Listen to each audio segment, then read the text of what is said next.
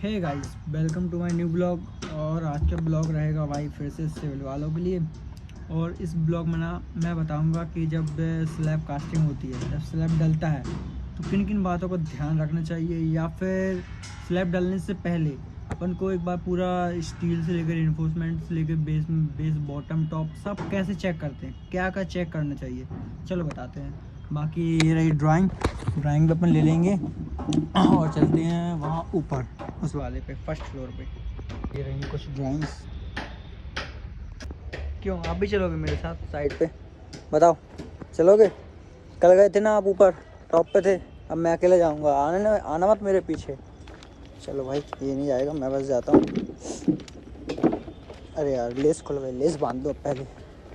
ये ड्राइंग को रखते हैं यहाँ, लेस बांध लें। लेस बन चुकी है भाई, अब चलते हैं पर फिर से।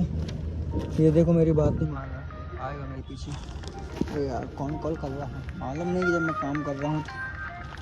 और भाई एक एज अ साइट इंजीनियर और फ्रेशर इंजीनियर बहुत ज़रूरी होता है कि स्लैब जब डल रहा हो या उसके डलने से पहले पूरा एक बार रेनफोर्समेंट चेक करना, पूरी सेटरिंग सेंटिंग सब चेक करना, और जितना ड्राइंग में डाया का वो दिया था बार वो यूज़ हुआ है कि नहीं हुआ।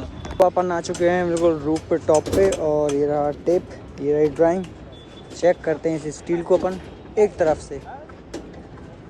सबसे पहले तो ना भाई, जैसे कि ये अपन ये वाला स्टील, ये वाला है स्लैब, तो ये वाला अपन ड्राइंग में देखते हैं। और ये जो यहाँ पे स्टील दिया गया है, जैसे कि ये वाला स्टील 12 mm का है और 10 mm का है, तो इसकी स्पेसिंग जो ड्राइंग में दी गई है, देखो जैसे हम चेक करते हैं।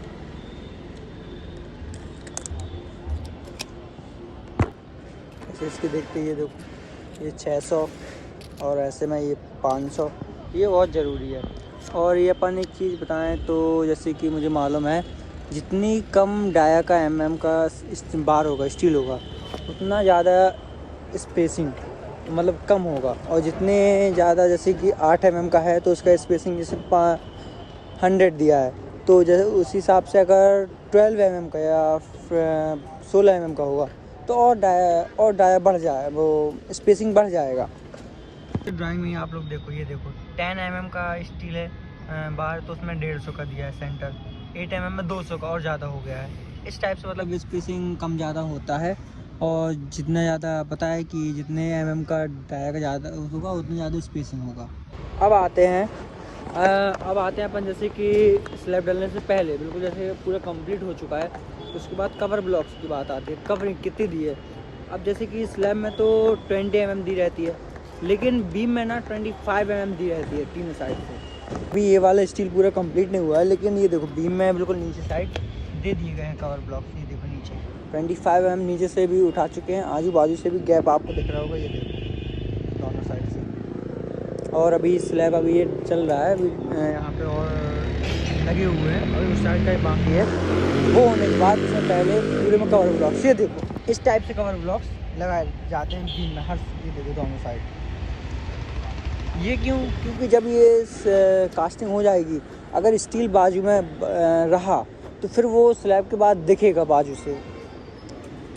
आपने इन सब में देखा होगा, एक चीज़ गौर की होगी, ये देखो ये क्या है, ये है मास्टर रिंग। ये हर एक कॉलम में मतलब पूरे रिंग्स वगैरह बनने के बाद ये मास्टर रिंग भी बांधा जाता है। क्यों? क्योंकि कास्टिंग करते टाइम बाई चांस ये वाला अगर कॉलम थोड़ा बहुत भी यहाँ वहाँ हुआ तो फिर प्रॉब्लम हो जाएगी, इसलिए पहले से ही पूरी बार्स को, पूरी सरिया को इकट्ठा बांध दिया जाता है मास्टर रिंग से, ताकि कास्टिंग करते टाइम ये एक भी सरिया ना हिले। ये देखो अभी एक भी नहीं हिल रही है, बाइंडिंग वायर से ये देखो बांध दिया गया है।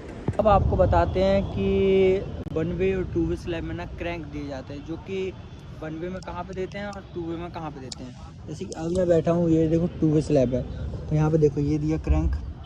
ये मतलब क्रैंक दिया जाता है एज़ पर ड्राइंग, जैसे कि मतलब ये था या तो नीचे से 30 डिग्री या तो 45 डिग्री एंगल, और ये अल्टरनेट दिए रहते हैं। अगर इसमें दिया है तो इसमें नहीं दिया होगा, ये देखो ये नहीं दिया ऊपर, लेकिन एक एक्स्ट्रा बार लगा दिया।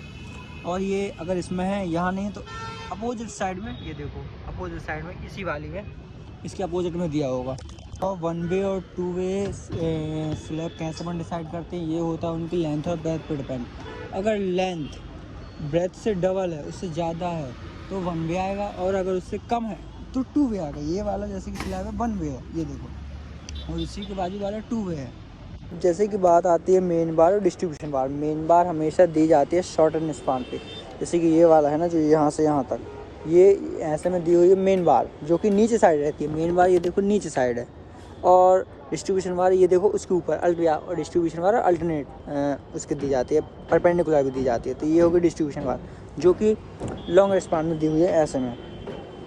अब एक चीज़ और आपने देखी होगी कि स्लैब कहीं कहीं पे ऊपर नीचे दिए रहते हैं, लेवल ऊपर नीचे रहते हैं, तो वो ऐसा क्यों होता है आपको बताते हैं। जैसे यहीं पे मैं भी हूँ, और ये देखो, ये है ये वाला स्लैब और ये वाला स्लैब, ये स्लैब इससे कम से कम 300 से 400 mm नीचे है। क्यों इस मतलब दिया है ये इसलिए क्योंकि वॉशरूम, टॉयलेट्स और किचन में ये अधिकतर नीचे कर दिए जाते हैं। इसका रीज़न ये रहता है कि जैसे कि ड्रेनेज पाइप वगैरह रहते हैं वो उसमें प्रोवाइड कर दिए जाते हैं, उससे हो जाते हैं ईज़िली।